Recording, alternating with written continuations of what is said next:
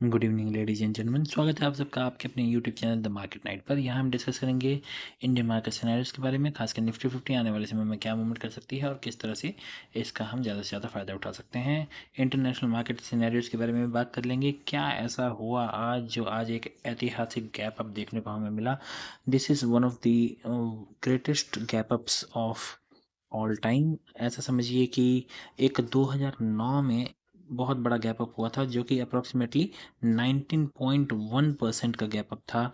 और ये वाला रिकॉर्ड आज तक भी नहीं टूट पाया है। उस समय क्या 2009 में कांग्रेस की एक बहुत ही ज़ोरदार जीत हुई थी, जिसकी वजह से गवर्नमेंट बनी थी और गवर्नमेंट की जो इंस्टेबिलिटी थी वो ख़त्म हुई थी। तो उस समय का जो गैप अप था, that was the highest ever gap up of all time. Highest ever gap up 2009 की बात है, ये अगस्त 2009 की।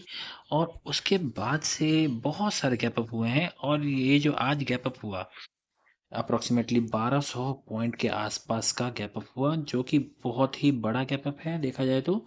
और आज ऑब्वियसली गैप अप इतना बड़ा सस्टेन नहीं कर पाता है। हिस्टोरिकली अगर आप डाटा देखें तो इतने बड़े गैप अप्स का सस्टेन करना ज़रा मुश्किल हो जाता है।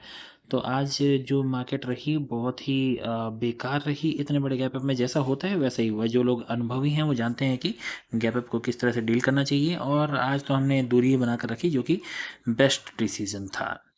और इससे पहले देखिए, मैंने आपको संडे के दिन बताया हुआ था कि बजट जिस तरह से पेश हुआ, जैसे कि बहुत ही नेगेटिव न्यूज़ आई थी, एसटीटी बढ़ाया गया गवर्नमेंट के द्वारा इस बजट में, जिसका बहुत ही नेगेटिव इम्पैक्ट मार्केट में पड़ा था। अगले दिन मार्केट रिकवर हुई, एक अच्छे पॉइंट पर आकर 25,000 के ऊपर आकर मार्केट बंद हुई।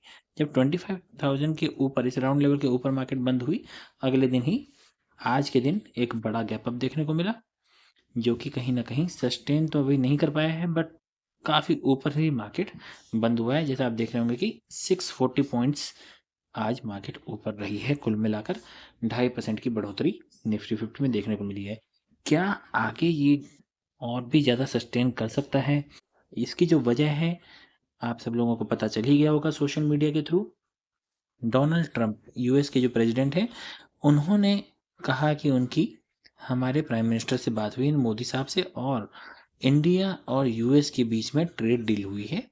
इंडिया और यूएस के बीच में ट्रेड डील हुई है, और ये ट्रेड डील जो एडिशनल 25% का टैरिफ लगाया गया था, उसको रिड्यूस करके 18% कर दिया गया है।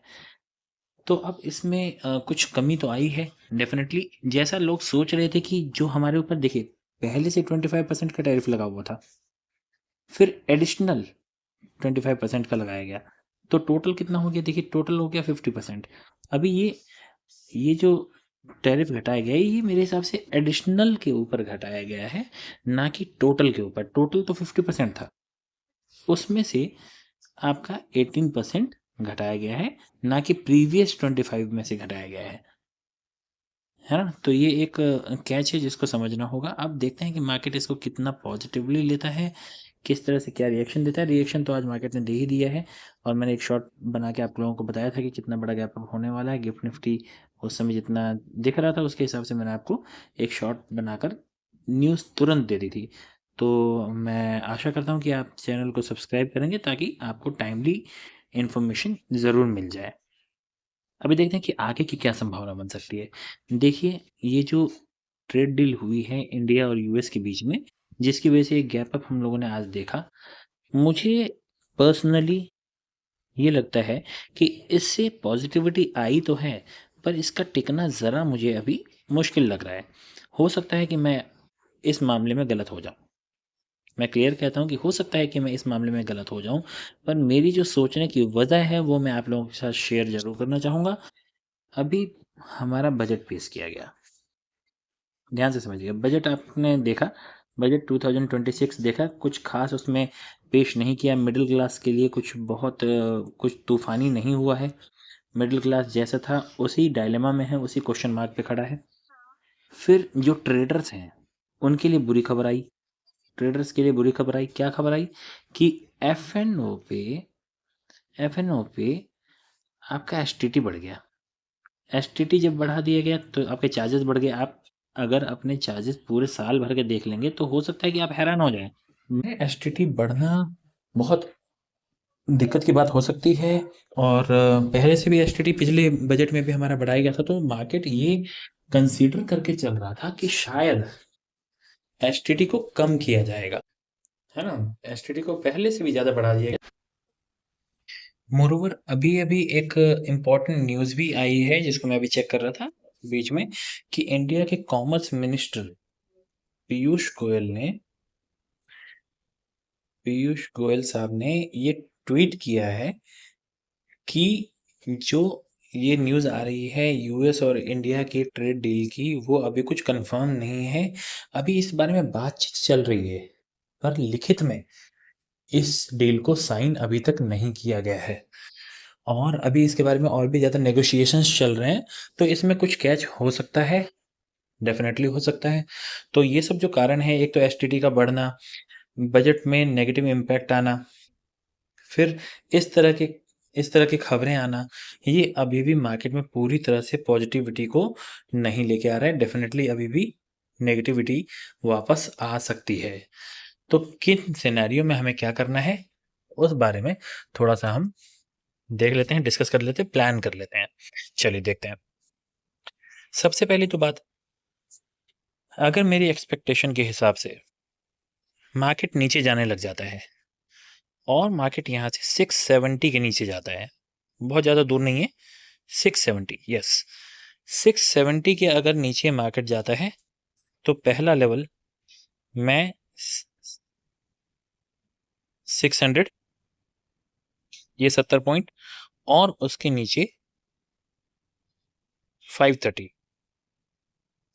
ये मानकर चलूंगा, है ना? तो इसको आप कम मत समझिए।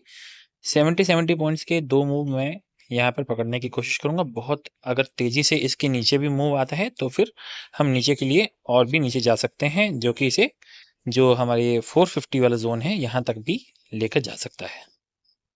इतने नीचे तक भी मार्केट वापस से आ सकती है और यहाँ पर ये गैप थोड़ा-सा फ़िल होता हुआ सा नज़र आएगा। हालाँकि गैप जहाँ से हम लास्ट मूवमेंट करके आए हैं, वो तो काफ़ी ज़्यादा नीचे है। 25,100 के आस-पास है, बट यहाँ तक तो नहीं। बट जहाँ तक मैंने ये अपने मार्किंग की है, वहाँ तक की मुझे उम्मीद रहेगी। अगर 670 के नीचे मार्केट आने लग जाता है, तो जो 2 लेवल्स मैंने मेनली डिस्कस किए, उसका मैं इंतज़ार करूँगा। हो सकता है कि निफ्टी में इस तरह की मूवमेंट देखने को मिले।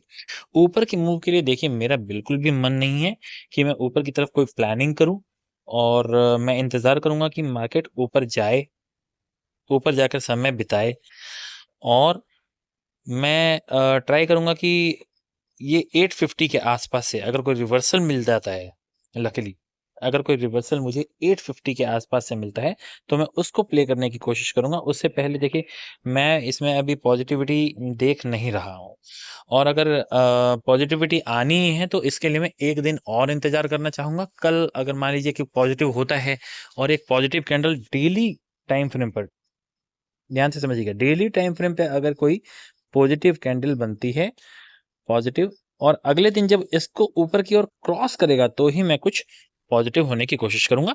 अदरवाइज मेरे लिए अभी भी मार्केट में नेगेटिविटी है, जो कि बरकरार रह सकती है। बहुत ही सिंपल सी प्लानिंग है, इसमें कुछ बड़ी साइंस और बहुत ज़्यादा कॉम्प्लिकेशन नहीं की गई है। आशा करता हूँ कि आपको मेरी सिंपल प्लानिंग और स्ट्रेट फॉरवर्ड एटीट्यूड पसंद आता होगा, और जो इन्फॉर्मेशन मैं दे रहा हूँ, मैं चाहता हूँ कि आप चैनल के साथ जुड़ें, जिससे कि आपको सही समय पर सही जानकारी मिल जाए। कोशिश करूंगा कि लाइव मार्केट में भी कुछ शॉर्ट्स बनाकर आपको सही समय पर सही गाइडेंस दे दूं। अपने दोस्तों के साथ इसे शेयर कीजिएगा, वीडियो को लाइक कीजिए, चैनल को सब्सक्राइब कीजिए। बहुत बहुत धन्यवाद।